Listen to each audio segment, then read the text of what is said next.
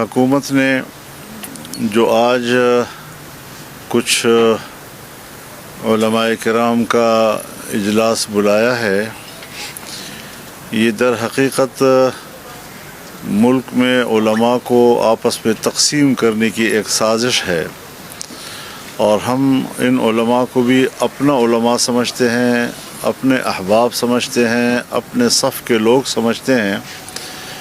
لہٰذا ایک بات تو بڑی واضح ہونی چاہیے کہ ہم اگر دینی مدارس کے حقوق کی جنگ لڑ رہے ہیں اور دینی مدارس کی آزادی کی جنگ لڑ رہے ہیں، تو وہ صرف اپنے 5 بڑے تنظیمات کے حوالے سے نہیں، بلکہ ملک کے ایک ایک مدرسے اور مدرسے میں پڑھنے والے ایک ایک طالب علم اور پڑھانے والے ایک ایک استاد کی آزادی کی جنگ لڑ رہے ہیں، ان کے حق کی جنگ لڑ رہے ہیں۔ اور قرآنی علوم ہوں، حدیث کے علوم ہوں، فقہ کے علوم ہوں، اس سے متعلقہ علوم ہوں، ان کا تحفظ وہ ہم اپنا فرض سمجھتے ہیں۔ مدارس اسی لیے قائم ہوئے تھے، آج نہیں۔ جب انگریز نے قرآن و حدیث کے علوم کے خلاف نیا نصاب قوم کو دیا، تو ہمارے اکابر نے اس کے مقابلے میں دینی مدرسہ قائم کیا۔ آج پوری دنیا میں وہ پھیلا ہوا ہے، ہر طرف، ہر محلے میں، ہر گاؤں میں اس کی شاخیں موجود ہیں، اور وہ ایک مستقل حیثیت اختیار کر گیا ہے۔ ہاں، ہم ریاست سے تصادم تو نہیں چاہتے، ہم تو رجسٹریشن چاہتے ہیں۔ وہ ہمیں رجسٹریشن سے دھکیل رہے ہیں، ہم رجسٹریشن کی طرف جانا چاہتے ہیں، اور اس کے لیے 2004 میں بھی ایک قانون سازی ہوئی تھی، اور آج جب 2018 کے بعد انہوں نے 2019 میں ایک نیا نظام ہمیں دینا چاہا، وہ محض ایک معاہدہ ہے، اور اس معاہدے کے بعد ایک ایگزیکٹو آرڈر کے تحت ایک ڈائریکٹریٹ جنرل قائم کیا گیا، اور ہمیں کہا گیا کہ 12 مراکز ہوں گے جہاں آپ رجسٹریشن کریں گے۔ وہ ایک ایگزیکٹو آرڈر تھا۔ آج جب اس الیکشن سے پہلے پی ڈی ایم کی حکومت تھی، تو تمام پارٹیوں نے اس پر اتفاق رائے کیا، اور تمام جماعتوں نے اور حکومت نے اتفاق رائے کے ساتھ اس کو اسمبلی میں پیش کیا۔ اس کی پہلی خواندگی پر کوئی اختلاف نہیں ہوا، اتفاق رائے سے پاس ہوا۔ دوسری خواندگی میں اداروں نے مداخلت کر کے قانون سازی رکوائی۔ اب جب 26ویں ترمیم کا مرحلہ آیا، ان مذاکرات میں جہاں ہم نے 26ویں ترمیم پر مذاکرات کی 1 مہینہ، اور 56 کلازز سے ہم ان کو 34 کلازز سے دستبردار ہونے پر ہم نے ان کو آمادہ کیا، اور اس کے بعد ہم نے ان سے کہا کہ ایک بل ہمارا پہلے سے متفقہ موجود ہے، اس کو بھی پاس کیا جائے۔ تو اس سے ہماری ایجنسیاں بھی واقف تھیں، ہمارے ادارے بھی واقف تھے، زرداری صاحب خود اس میں فریق تھے جو اس پہ متفق ہو گئے تھے، میاں نواز شریف صاحب اور شہباز شریف صاحب دونوں متفق ہو گئے تھے، پارلیمنٹ کے اندر کی تمام پارٹیاں اس پہ متفق ہو گئی تھیں، اور وہ بل پیش ہوا، اور سینٹ نے پاس کیا، قومی اسمبلی نے پاس کیا۔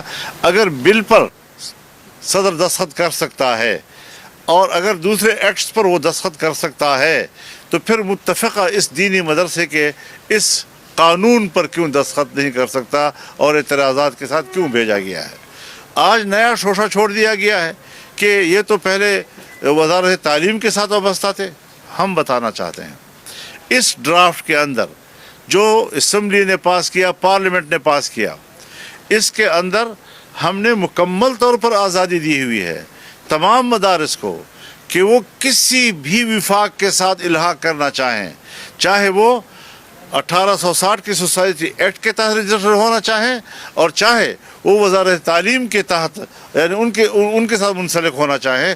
ہم نے کوئی اعتراض نہیں کیا، دونوں اطراف آزاد ہیں، ہر مدرسہ آزاد ہے اس حوالے سے۔ تو پھر آج کیوں اس کو تنازع کے طور پر اٹھایا جا رہا ہے؟ علماء کے مقابلے میں علماء کو لایا جا رہا ہے، قوم کو گمراہ کیا جا رہا ہے، مدارس کے طلباء اساتذہ کو ایک عجیب سی کیفیت سے دوچار کیا جا رہا ہے۔ کوئی اضطراب نہیں ہے، کوئی پریشانی نہیں ہے، کوئی اختلاف رائے نہیں ہے، متفقہ ایک ڈرافٹ ہے، سب کا اس پر اتفاق رائے ہے، نئے شیش نہ چھوڑے جائیں، اور ہم آج گزشتہ رات کو اپنی کانفرنس میں ایک حتمی اعلان کرنے کی طرف جا رہے تھے، لیکن صدر وفاق اور اتحاد تنظیمات مدارس دینیہ کے سربراہ مفتی محمد تقی عثمانی صاحب کی طرف سے اطلاع آئی کہ 17 دسمبر کو انہوں نے تمام اپنے اتحاد تنظیمات کا اجلاس بلا لیا ہے۔ ہم نے اس کے لیے روک دیا اس فیصلے کو، اور ہم چاہیں گے کہ تمام تنظیمات کے باہمی مشاورت کے ساتھ ایک متفقہ موقف اختیار کیا جائے۔ اس متفقہ موقف کے ساتھ ہم اگلے فیصلے کریں گے انشاءاللہ۔ میں سمجھتا ہوں کہ وہ حکومت کو کہے کہ اس کو سیاسی اکھاڑا مت بناؤ، ان کی رائے حکومت کے لیے بالکل ٹھیک ہے۔ ہم تو قانون کی بات کر رہے ہیں، وہ مدرسوں کو ایک ایکٹ سے ایک معاہدے سے اور ایک ایگزیکٹو آرڈر سے وابستہ کر رہے ہیں۔ ہم مدارس کو قانون سے وابستہ کر رہے ہیں، ہم مدارس کو قانون کے تحت ریگولرائز کرنے کی کوشش کر رہے ہیں، لیکن مدارس کی آزادی و خود مختاری وہ اپنی جگہ پر قائم رکھنا چاہتے ہیں۔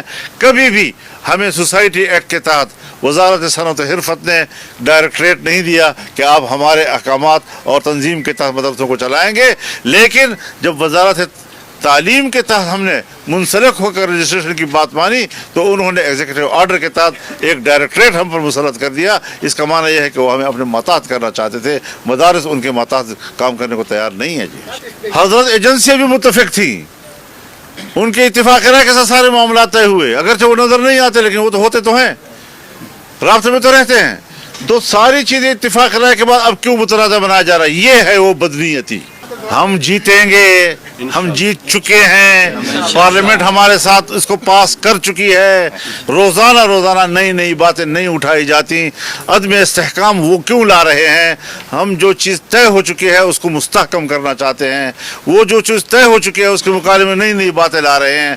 لہذا اس وقت تک ہمیں حکومت کی کوئی تجویز قبول نہیں ہے، اور اگر انہوں نے اس میں ترمیم کرنے کے لیے کچھ ہمیں دیا، فی الحال تو میری رائے یہ ہے کہ میں ان کی تجویز قبول کروں تو بہت دور کی بات ہے، چمٹے سے بھی پکڑنے کے لیے تیار نہیں ہوں۔ ہم سب کو اعتماد میں لے چکے ہیں، ان کو اعتماد میں لینے کے بعد یہ ساری چیزیں طے ہوئی، اور اگر پی ٹی آئی نے ووٹ نہیں دیا تو ان کے اپنے مخصوص حالات تھے جس میں ان کے فیصلے سے پہلے کہ ہم ووٹ نہیں دیں گے، میں نے ان کو مشورہ دیا تھا کہ ان حالات میں آپ ووٹ نہ کریں، تو اس حد تک بھی ہمارا اتفاق رہا تھا۔ جی میں اسی پہ تو رو رہا ہوں کہ امن و امان تباہ ہو چکا ہے۔ کے پی کے جنوبی اضلاع بالخصوص اور تقریباً تمام قبائلی علاقے اس وقت بارود میں بھسم ہو رہے ہیں، اور انسانوں کا بے جا قتل عام ہو رہا ہے، گھر چھوڑ رہے ہیں لوگ۔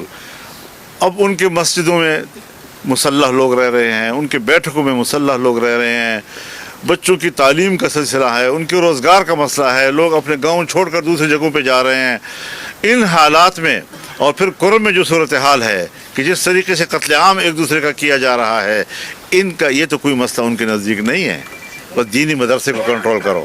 کیوں ایف اے ٹی ایف چاہتا ہے، کیوں آئی ایم ایف چاہتا ہے، کیوں امریکہ اور مغرب چاہتا ہے؟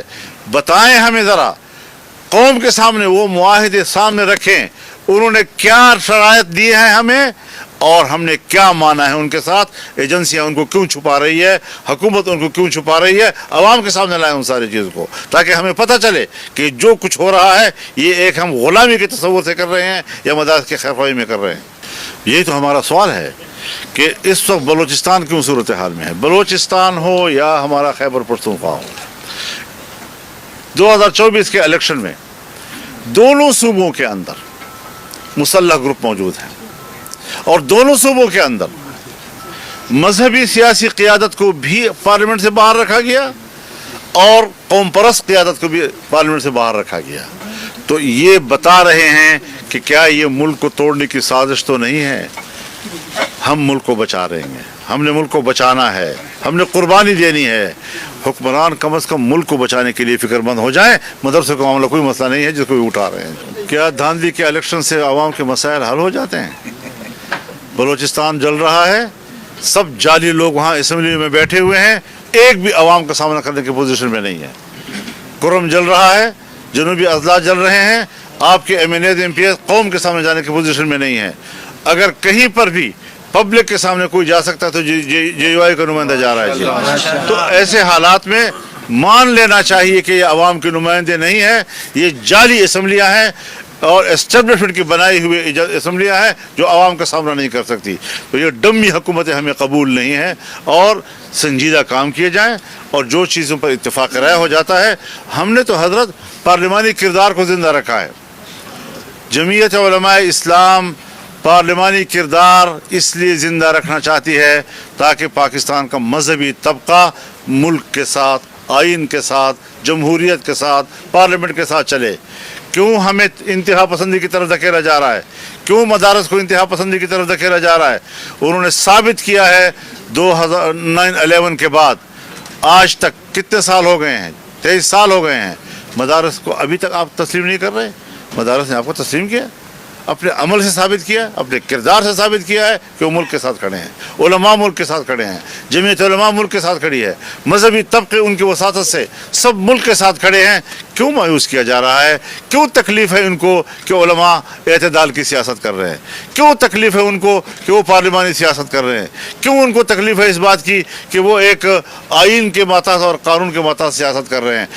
بہت برا لگ رہا ہے ان لوگوں کو کہ علماء اور مذہبی طبقہ مین اسٹریم میں کیوں جا رہا ہے. تو ہم ان سے زیادہ ملک کے وفادار ہیں, ہم زیادہ ملک کے لیے فکر مند ہیں. یہ لوگ تو پتہ نہیں کن کے مقاصد پورا کرنا چاہتے ہیں. ہم پاکستانی عوام اور پاکستان اور ریاست کا مقصد پورا کرنا چاہتے ہیں, اور وہ امریکہ اور مغرب کا مقاصد پورا کرنا چاہتے ہیں. گورنر راج کی گنجائش تو بہرحال آئین کے اندر کسی مرحلے پہ آ جاتی ہے, اس سے انکار نہیں ہے, لیکن یہاں تو گورنر راج سے بھی ہمیں کوئی امید نہیں ہے کہ وہ کوئی کامیاب ہو سکے گی. مارشل لا بھی نہیں قبول کر سکتی حالات کو. سنجیدگی سے بیٹھنا ہوگا اور تمام پالیسیوں پر نظر ثانی کرنی ہوگی, اور ملک کے اندر پارلیمان کے ذریعے سے شریعت لانا ہوگا. اگر پارلیمان کے ذریعے سے شریعت کو اس طرح دھکیلا جاتا رہا تو پھر جمہوریت شکست کھائے گی, اور مسلح قوتیں جو ہیں ان کا ایجنڈا جو ہے وہ قبول ہو سکے گا. یہ تو پاکستان کو سوچنا چاہیے. امریکہ کو تو وہی سوچنا ہے جو اس کے مفاد میں ہے, لیکن ہم نے وہ سوچنا جو ہمارے مفاد میں ہے. ہم نے ایک ملک جو ہمارا دوست تھا, 70 سال ہم نے دوستی میں گزارے, اور ایسی دوستی کہ بحر الکاہل سے گہری, ہمالیہ سے بلند, شہد سے میٹھی, لوہے سے مضبوط. اور جب وہ اقتصادی دوستی میں تبدیل ہو گئی تو پھر باہر کی قوتیں آئیں اور پاکستان کو جام کر دیا. لہٰذا ہمیں نظر ثانی کرنی چاہیے کہ ہم کیا کھیل کھیل رہے ہیں. ہم نے اپنے دوستوں کا اعتماد ختم کیا ہے, چین کا اعتماد ختم کیا ہے, سعودی عرب کا اعتماد ختم کیا ہے, امارات کا اعتماد ختم کیا ہے, دوسرے جو پاکستان کے ساتھ دوستی کرنا چاہتے ہیں ان کا اعتماد ختم کیا ہے. اس پر یہ لوگ سوچیں. مدرسہ خیر خیریت ہے, مدرسہ کوئی مشکل نہیں ہے. میں مرکزی امیر ہوں, میں جماعت کا مرکزی امیر ہوں, اور تم مجھ سے ایک حلقے کا سوال کرتے ہو. یہ تمہاری سطح آ گئی ہے صحافت کی.